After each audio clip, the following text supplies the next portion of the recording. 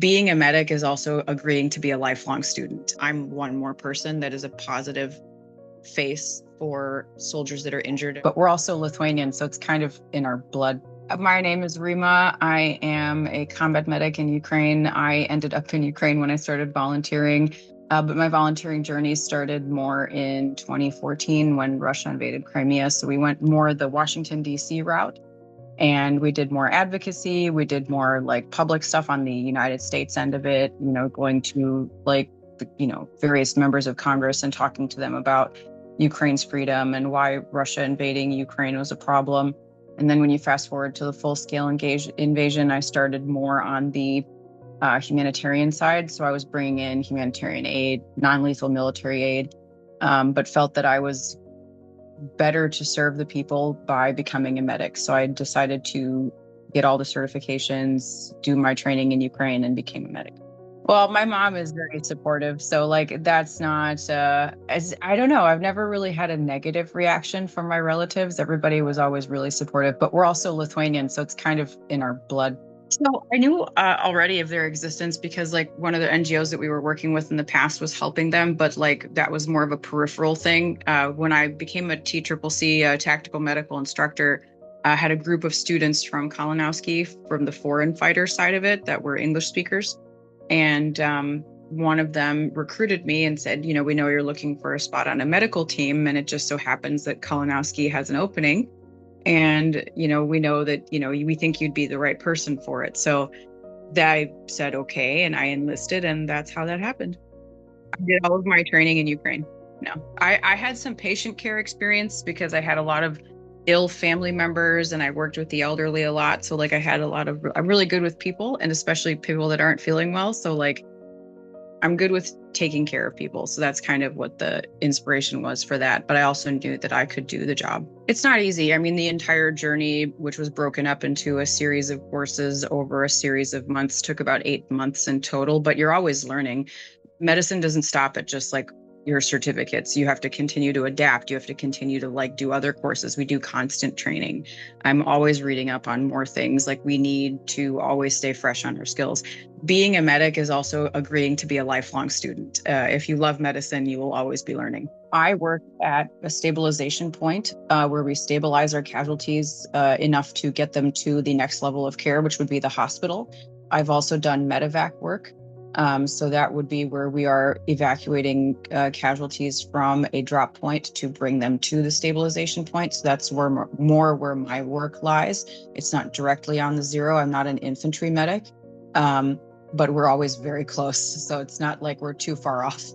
The hardest part of this job is more for me, the suffering that soldiers endure and the pain that they're in from their injuries. And it's all very unnecessary because one country decided to invade another that it wasn't supposed to.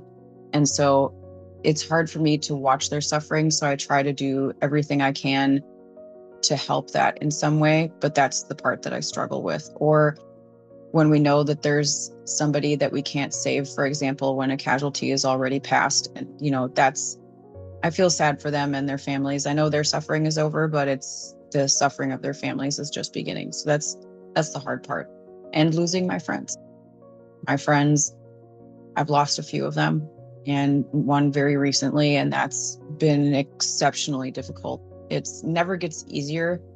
You just get better at somehow dealing with your grief and continuing to function.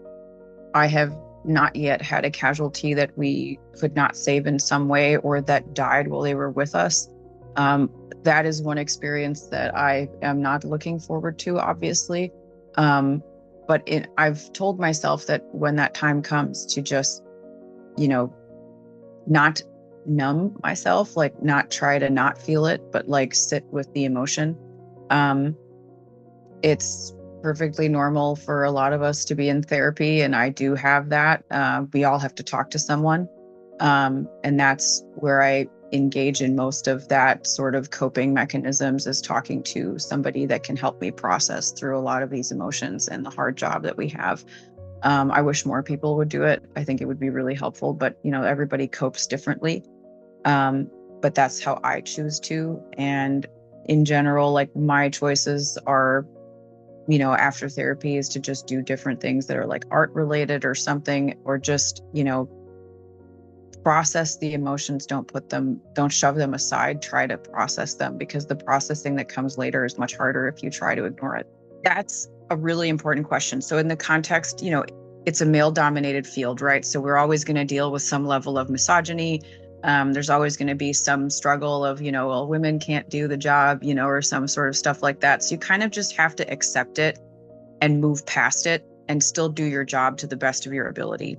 It's never going to be easy, and things like this take a long time to change. So it's important not to internalize it personally, but to know that the change in the system will have to come later, and that it's still our job to do our job to the best of our ability, regardless of how hard that is.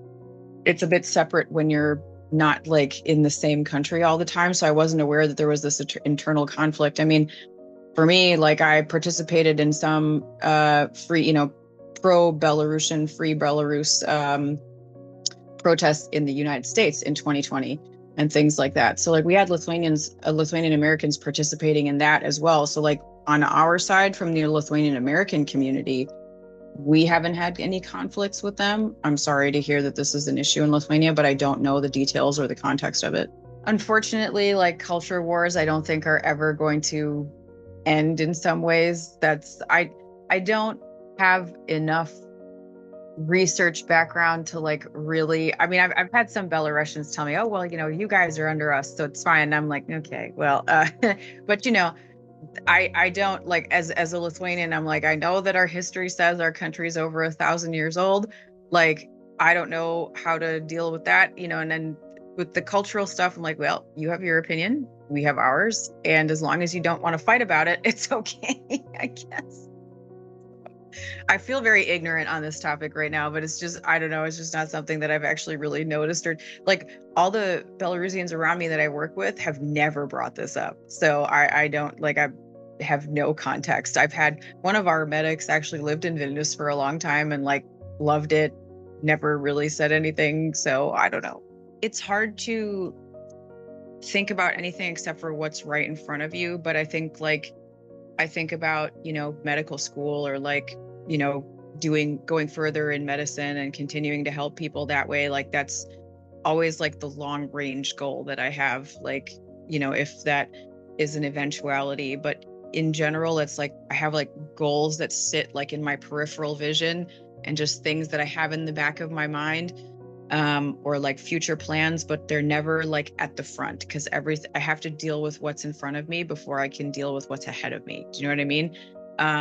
It doesn't mean I don't hope. It doesn't mean that I don't think about the future. I just don't think about it a lot. But the main goal is always to go further in medicine. So, oh, well, it's a few things. It's the people around me, the people that I work with.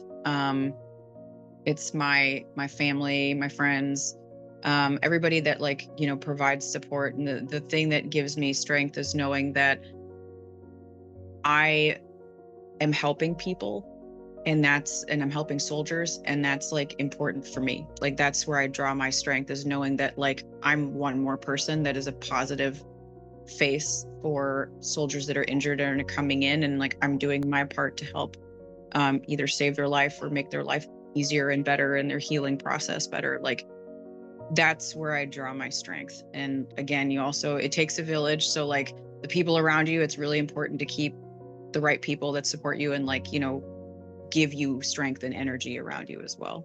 Oh, Stitch. So I think you can see I have one tattoo here of X-ray Stitch.